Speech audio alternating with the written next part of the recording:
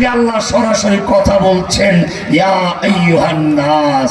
নাস মালিকিন নাস, রব নাচে, ইলাহ নাচে, সব নাচতে বলেছে।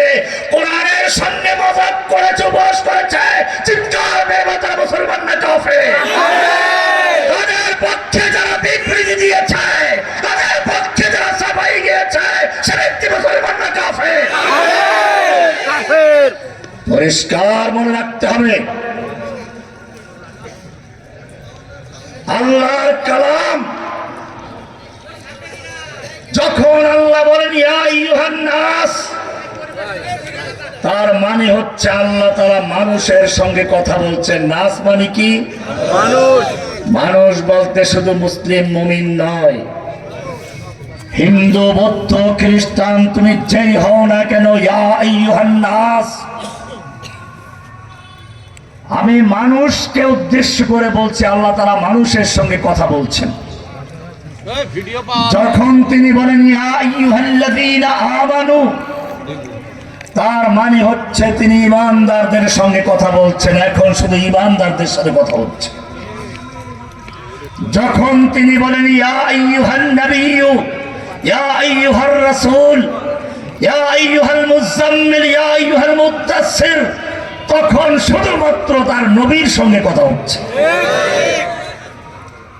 যখন তিনি বলেন ইয়া ইবাদিয়াল্লাযীনা আসরাফু, আমার ওই সকল বান্দা যারা অত্যাচার করেছ, নিজের উপরে জুলুম করেছ, বুঝতে হবে তখন আল্লাহ সরাসরি তার পাপী গুনাহগার বান্দাদের সঙ্গে কথা বলছে। এটা এজন্য কেউ যেন বলতে না পারে তুমি অনেক পাপ করেছো, গুনাহ করেছো, তোমার কথা আল্লাহ শুনবেন না। আমাদের কাছে আসো, আমাদের কিছু ভেট দাও, তওবা দাও, হাদিয়া দাও। আমরা বললে তারপরে আল্লাহ শুনবেন, এছাড়া শুনবেন না। যেমনটা করেছে খ্রিস্টান পাদ্রীরা, রবিবারে গির্জা আসো, আমাদের কিছু টাকা পয়সা দাও, তোমাদের এক সপ্তাহ গুনাহ মাফ। যেমনটা করেছে ব্রাহ্মণরা, যেমনটা করেছে পাদ্রীরা, কোরআনকে যাতে করে কোনো বিশেষ গোষ্ঠী নিজেদের কুক্ষিগত করতে না পারে, কেউ যেন বলতে না পারে তুই পাপী, তোর কথা আল্লাহ শুনবেন না।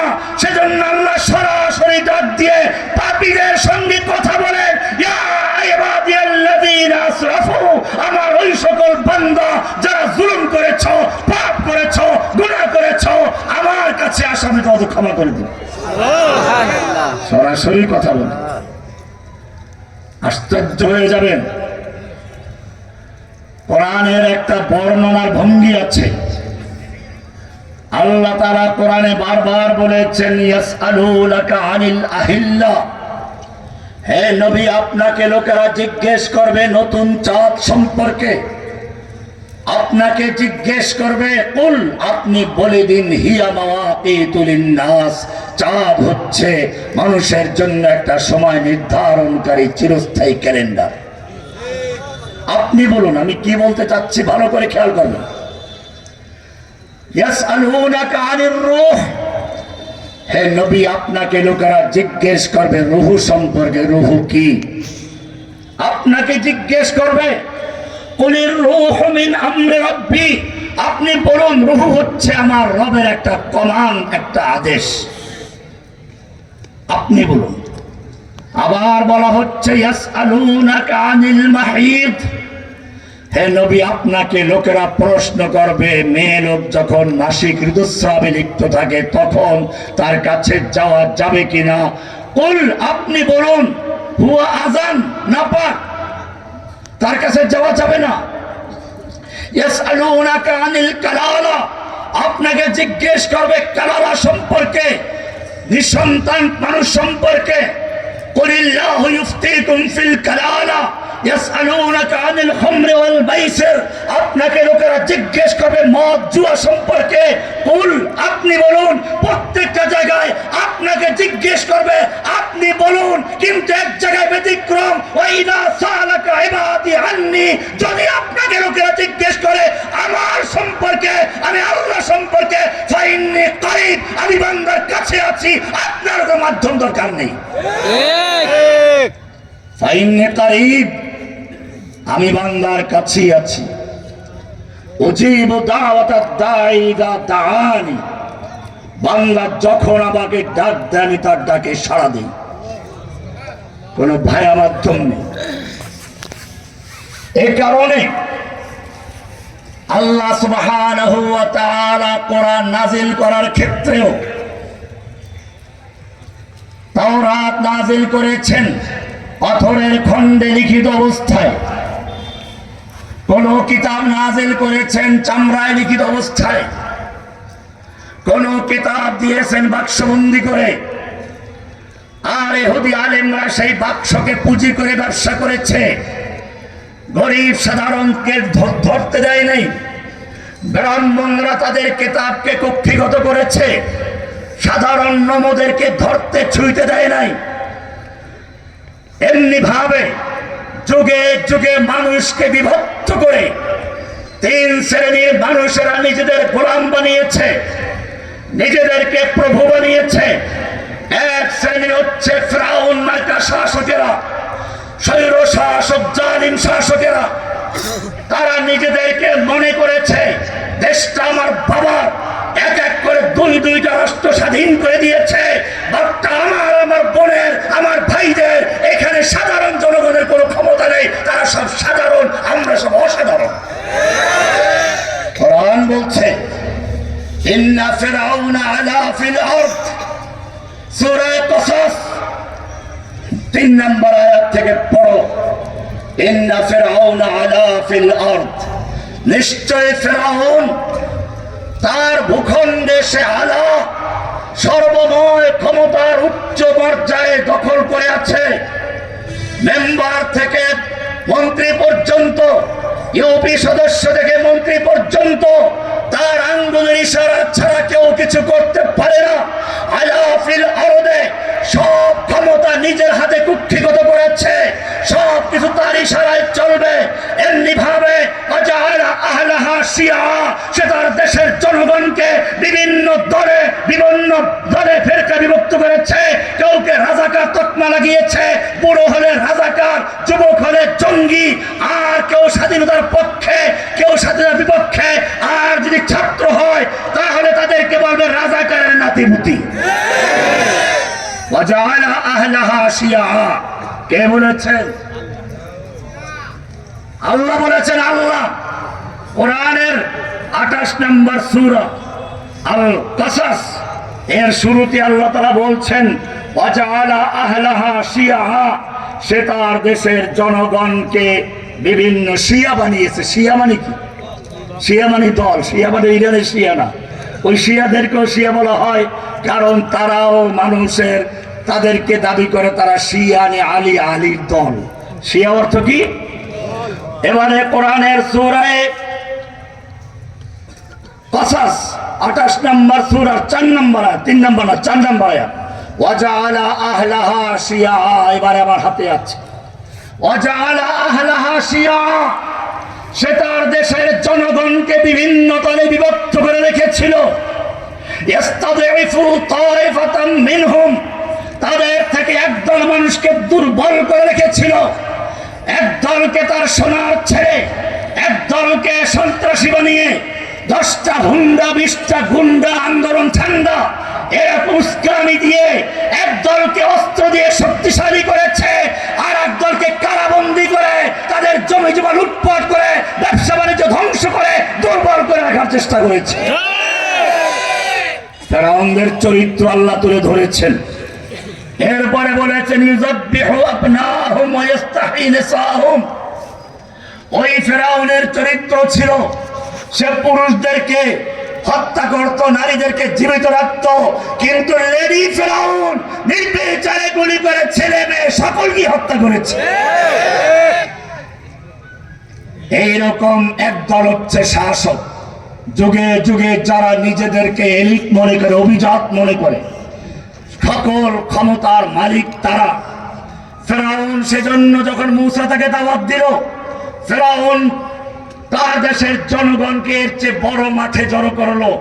কোরআন বলছে ফাহাশারা ফানাদা, সে তার দেশের জনগণকে একত্রিত করলো, হাসর করলো। হাসর, হাসর মানে বড় মাঠ, জড়ো করলো।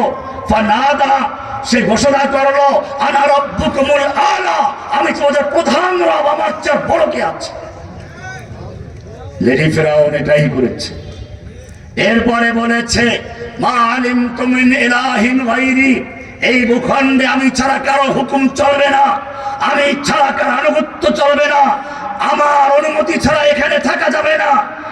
এরপরে আরো বলেছে লাইন ইত্তাখাযতা ইলাহান গায়রি, আমাকে বাদ দিয়ে যদি অন্য কোনো ইলাহ গ্রহণ করো, অন্য কোনো আল্লাহ মানো, অন্য কারো বিধান মানো, লা জাআলান্নাকা মিনাল মাসজুনিন, সোজা আমি তোমাদের জেলে ঢুকিয়ে দিব।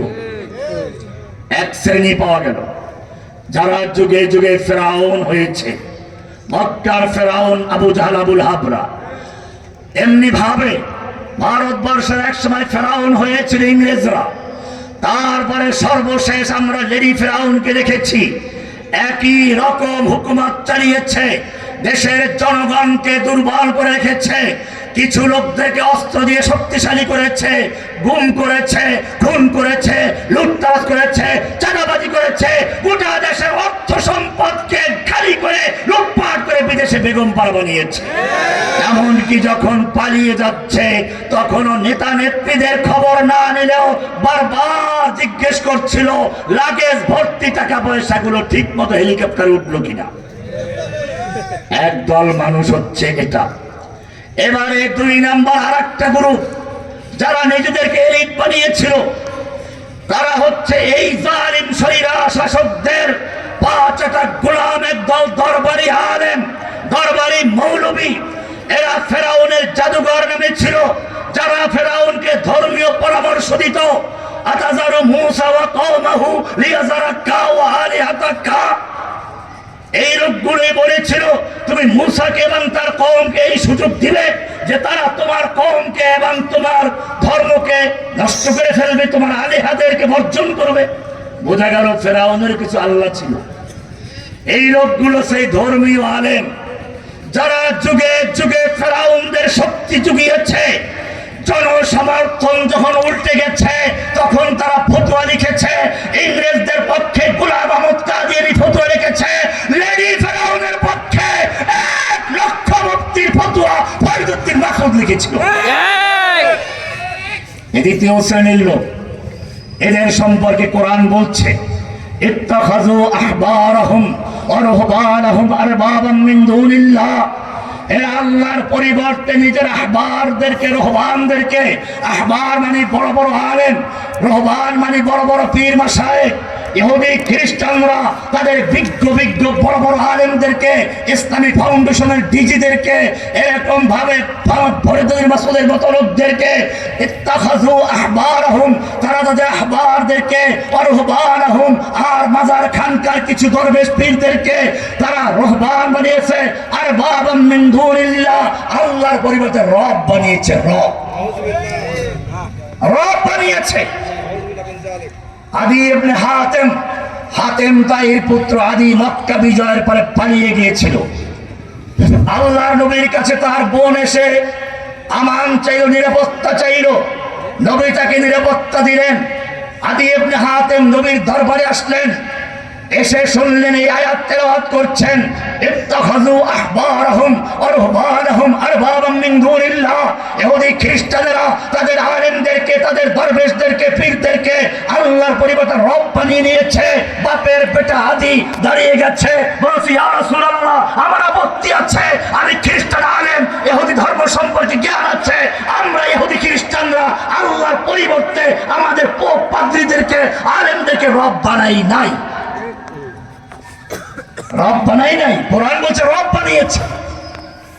আল্লাহর নবী জিজ্ঞেস করেন, তিরমিজির হাদিস খুলে দেখো, বিষয়টা কি এমন নয়? আল্লাহর কালামে একটা বিধান দিয়েছে, আর তোমাদের সেই পোপ পাদ্রীরা ওটাকে হালাল করে দিয়েছে। তখন তোমরা আল্লাহর বিধান বাদ দিয়ে সেই পোপ পাদ্রী পীর মাসায় কালেমদের ফতোয়া বানো, বিষয়টা এমন কি না? তা তো করি। বলে তাহলে এটাই হচ্ছে রব বানানো। এটাই যদি রব বানানো হয়, তাহলে আমার জিজ্ঞাসা, মানুষের মস্তিষ্ক ঠিক রাখার জন্য, বিবেক ঠিক রাখার জন্য আল্লাহ তাআলা মদকে হারাম করে দিয়েছেন। সামাজিক বিশৃঙ্খলা, পারিবারিক বিশৃঙ্খলার উৎস হচ্ছে মাদক। কোরআন বলছে, ইন্নামা ইউরিদু শাইতানু আইয়ুকিয়া বাইনাকুমুল আদাওয়াতা ওয়াল বাগদা ফিল খামরি ওয়াল মাইসির। মদ এবং জুয়ার মাধ্যমে শয়তান মানুষের মধ্যে শত্রুতা, ঘৃণা, পরিবারের মাধ্যমে মা বাবার সাথে, ভাই ভাইয়ের সাথে, বন্ধু বান্ধবের সাথে, সমাজে চুরি ছিনতাইকারী এই মদ জুয়ার মাধ্যমে ঢোকে। আল্লাহ সেজন্য মদ হারাম করেছেন। ও আমার জাতি, আল্লাহর হারামকৃত মদকে যারা লাইসেন্স দিয়ে দোকানে বিক্রি করার জন্য পারমিশন দেয়, যারা মদ খাওয়ার জন্য লাইসেন্স দেয়, তারা আল্লাহর পরিবর্তে নিজেরা রব হয়েছে কিনা? জেনা ব্যভিচার হারাম করেছেন কে? আল্লাহ। কেন হারাম করেছেন? মানুষ কুকুর নয় যে তার মায়ের সঙ্গে কয়েকদিন পরে জেনা করবে। মানুষ কুকুর নয়, মা বাপ ঢুকে ঢুকে মরবে, তার কোনো খোঁজ খবর রাখবে না, বুড়ো হলে পরে তার আদর করবে। মানুষ কুকুর নয়, সুন্দরী যুবতী যতদিন থাকবে অতদিন ভোগ করবে, বুড়ো হলে পরে ফেলে দিবে। আল্লাহ সুবহানাহু ওয়া তাআলা মানুষের বংশের নিরাপত্তা দেওয়ার জন্য জিনা ব্যভিচারকে হারাম করেছেন, পরিষ্কার করেছেন। লা তাকরাবুজ জিনা, খবরদার তোমরা জিনা ব্যভিচারের ধারে কাছেও যেও না। ইন্নাহু কানা ফাহিশাতাও ওয়া সা সাবিলা, এটা হচ্ছে একটা খারাপ কাজ, অশ্লীল কাজ। ও আমার জাতি, আল্লাহ তাআলা জিনা ব্যভিচারকে হারাম করলেন। সেই জিনা ব্যভিচারকে যারা বৈধতা দেওয়ার জন্য, যারা বেশ্যাদেরকে বেশ্যা বলা যাবে না, পতিতা বলা যাবে না, বরং তাদেরকে সমাজে আইনি প্রতিষ্ঠা দেওয়ার জন্য যৌন কর্মী বলতে হবে, সমাজে তাদেরকে বৈধতা দিতে হবে। এই জন্য নারী কমিশন করে যারা সুপারিশ করে, সেই সুপারিশ সমর্থন করে, তারা মুসলমান না কাফের। আরো সামনে চলো। আল্লাহ সুবহানাহু ওয়া তাআলা মানুষের নিরাপত্তার জন্য, জীবনের নিরাপত্তার জন্য